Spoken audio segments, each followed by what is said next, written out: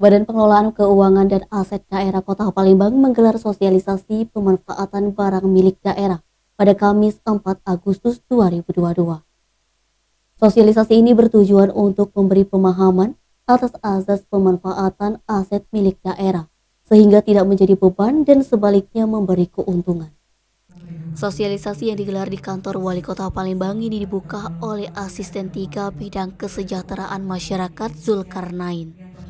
Zulkarnain mengatakan pemanfaatan barang milik daerah merupakan aset negara dilaksanakan oleh pengelola barang. Dijelaskannya aset pemanfaatan milik daerah yang dapat diberikan pada pihak lain dalam waktu dekat untuk menghasilkan potensi yang dapat diraih oleh aset milik daerah.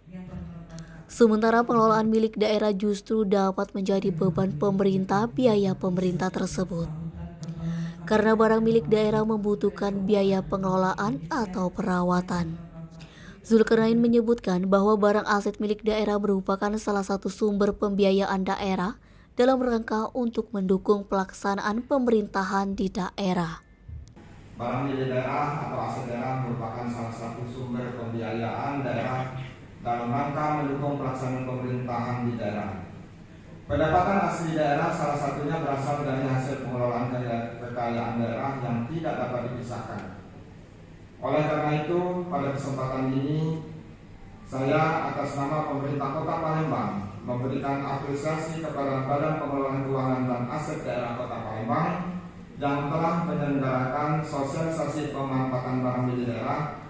Dengan adanya sosialisasi ini, diharapkan aparatur pemerintah memiliki kesepahaman dan pengelolaan barang milik daerah, khususnya dalam proses pemanfaatan barang milik daerah.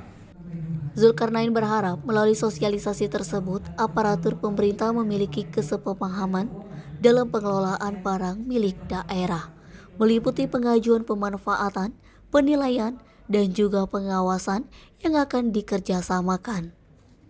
Harapannya manajemen pengelolaan aset di Palembang juga dapat memanfaatkan aset daerah untuk memberi nilai tambah.